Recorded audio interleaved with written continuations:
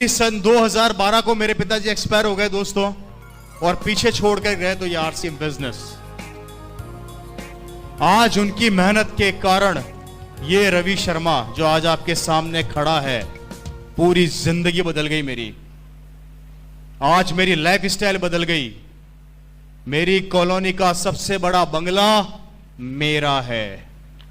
Hello, मेरी colony का सबसे बड़ा बंगला मेरा है आरसीएम के कारण। मेरी कॉलोनी की सबसे लंबी कार मेरे पास है आरसीएम के कारण। हेलो, महीने के 15 दिन 32,000 फुट की ऊंचाई के ऊपर लंच, ब्रेकफास्ट और डिनर करता हूं मेरे दोस्त। 32,000 फुट की ऊंचाई, समझ गए? समझ गए? ये जिंदगी इस बिजनेस ने मेरे पिताजी की मेहनत के कारण मेरे को दी। आज जब अपनी कॉलोनी से अपनी लंबी कार लेके निकलता हूं तो पड़ोस वाले अंकल अपने बेटे को थप्पड़ मार के बोलते हैं कि तूने जिंदगी में क्या किया, इस रवि को देख कितनी लंबी कार में घूम रहा है। तो पड़ोस वाला बेटा अपने पापा को बोलता है कि पिताजी थप्पड़ तो मार दी, बहुत अच्छी बात है। आज से लगभग 16 साल पहले इसके पापा आरसीएम बताने आए थे। जब समझ में नहीं आया था क्या, तब समझ में आ जाता तो आज मैं भी कार में घूम रहा होता।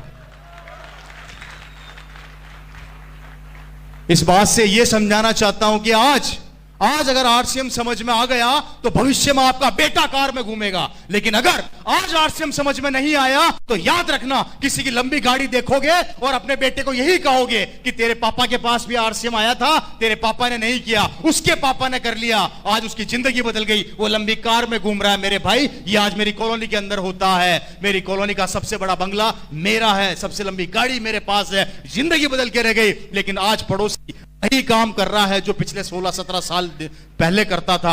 आज भी नौकरी पर जाता है और नौकरी से आता है, और हम 15 दिन काम करते हैं और 15 दिन आराम करते हैं। यह है आरसीएम बिजनेस की ताकत, जो आपकी जिंदगी को बदल के रख देती है मेरे दोस्त।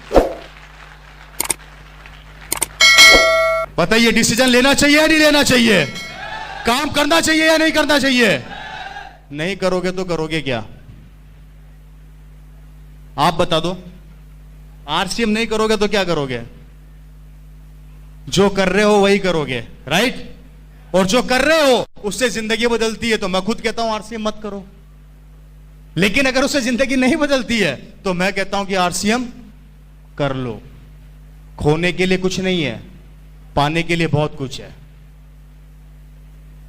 आपको करोड़ों रुपए नहीं लगाने, आपको अरबों रुपए नहीं लगाने, आपको कुछ भी नहीं लगाना, आपको डिसीजन बदलना है।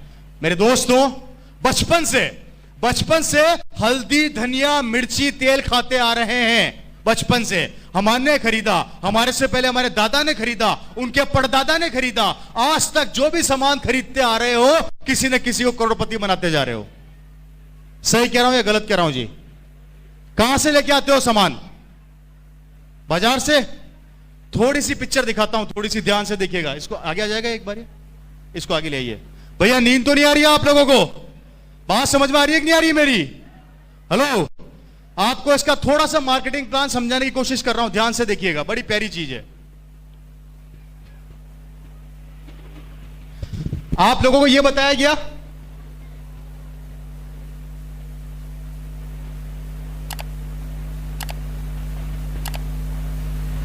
ऐसे बताते हैं हम लोग, यही बताते हैं जी।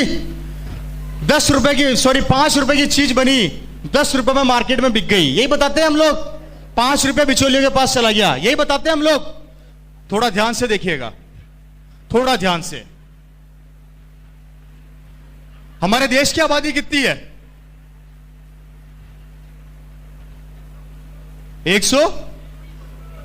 120 करोड़। थोड़ा ध्यान से देखिएगा। आपको इस 5 रुपए की ताकत को दिखा रहा हूं। ये 5 रुपया क्या काम करता है? हमारे देश की आबादी है 100 करोड़, राउंड फिगर में ले लेते हैं। आप रोज सुबह उठते हो, सब उठते हो, सबसे पहले क्या करते हो? ब्रश। कहां से लाते हो? मार्केट से, बाजार से कितने रुपए का आता है? 20 रुपए का आता होगा। हेलो, 20 रुपए का आता है जी। 20 रुपए का ब्रश आप लोग सब रोज सुबह उठते हो और बाजार से लेके आते हो। आपने कितना रुपया ज्यादा दिया? 20 रुपए की एमआरपी का ब्रश है, आप बाजार से लेकर आए, आपने कितना रुपया ज्यादा दिया उस ब्रश पे? 10 रुपया। कितना ज्यादा दिया जी? 10 रुपया। थोड़ा ध्यान से देखिएगा, आपने 10 रुपया ज्यादा दिया और 100 करोड़ की आबादी रोज सुबह ब्रश करती है। 100 करोड़ की आबादी इंटू 10 रुपया इज इक्वल टू 1000 करोड़ रुपया हमारी जेब से निकल गया।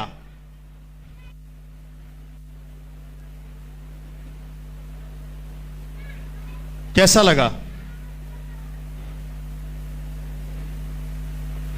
आप ब्रश खरीदा है तो उसके ऊपर क्या लगाओगे? पेस्ट। पेस्ट कहां से लेके आते हो? बाजार से। 30 रुपए का पेस्ट आता है, 15 रुपया ज्यादा दिया और वही 100 करोड़ की आबादी ने फिर ब्रश किया। 15 रुपया इज इक्वल टू 1500 करोड़ रुपया हमारी जेब से फिर निकल गया। कैसा लगा भाई? बात समझ में आ रही है कि नींद आ रही है भाई? है जी? आ रही है ना? कितना रुपया निकला? अब नहाते भी होंगे, साबुन कहां से लाते हो?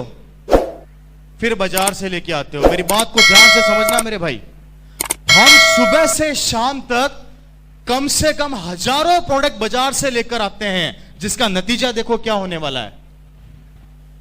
100 करोड़ की आबादी साबुन बाजार से लेके आती है। अगर 20 रुपए का साबुन आता है तो आपने फिर 10 रुपया ज्यादा दिया, इज इक्वल टू 1000 करोड़ रुपया। इससे आगे नहीं बताऊंगा। अगर सारे दिन की कैलकुलेशन बता दी तो पागल हो जाओगे।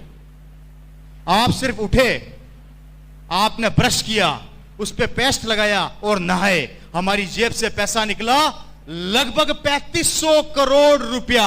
और ये 3500 करोड़ रुपया निकल के इन बिचौलियों की जेब में चला गया, जिसका नतीजा है ये लोग बड़े बड़े बंगलों में रहते हैं, बड़ी बड़ी गाड़ियों में घूमते हैं, इनके बच्चे बड़ी बड़ी स्कूलों में पढ़ते हैं, ये लोग विदेशों की यात्रा करते हैं। गरीबी क्या होती है इन्हें नहीं पता होता। इनके बच्चे बड़ी बड़ी स्कूलों में जाते हैं, ये जिस चीज पे हाथ रखते हैं इनकी हो जाती है। और आप और मैं जो इनको ये करोड़ों रुपया देते हैं, यहीं पे पड़े पड़े सड़ते रहते हैं, मरते रहते हैं, समझौता करते रहते हैं, लोगों के आगे गिड़गिड़ाते रहते हैं, भीख मांगते रहते हैं, रिक्वेस्ट करते रहते हैं, उधार मांगते रहते हैं, लोन मांगते रहते हैं और लोन चुकाते चुकाते एक दिन भगवान को प्यारे हो जाते हैं। यह है हमारे मार्केट का कड़वा सत्य, जिसे हम नहीं समझना चाहते।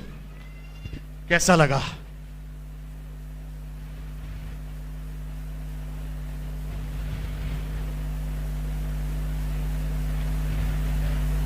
मुझे बताया गया था कि यहां के लोग भाषा नहीं समझते, कोई रिएक्शन आएगा नहीं, तो मतलब सही बात है क्या? इतना सन्नाटा क्यों है भाई? है जी? कैसा लग रहा है? मेरी बात को ध्यान से सुनिएगा। ये वो 3500 करोड़ रुपया है जो इनके पास जा रहा है और हम दे रहे हैं और हम देते रहेंगे। हमने दिया, हमारे दादा ने दिया, हमारे परदादा ने दिया, हमारे बच्चे भी देंगे और उनके बच्चे भी देंगे। देना तो पड़ेगा, देना तो पड़ेगा। और आरसीएम कहती है इस 3500 करोड़ का 40% पैसा अगर मैं आप लोगों में बांट दूं, कितना होता है जी?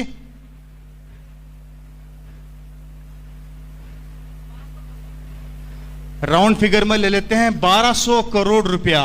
ये 1200 करोड़ रुपया अगर आरसीएम हम लोगों में बांट देती है तो हमें कहा जाता है हम पागल बनाने आ गए हैं, और दुकान वालों को कहा जाता है कि वो पागल नहीं बना रहे हैं। अब दिमाग खुद लगा लो कि पागल कौन बना रहा है।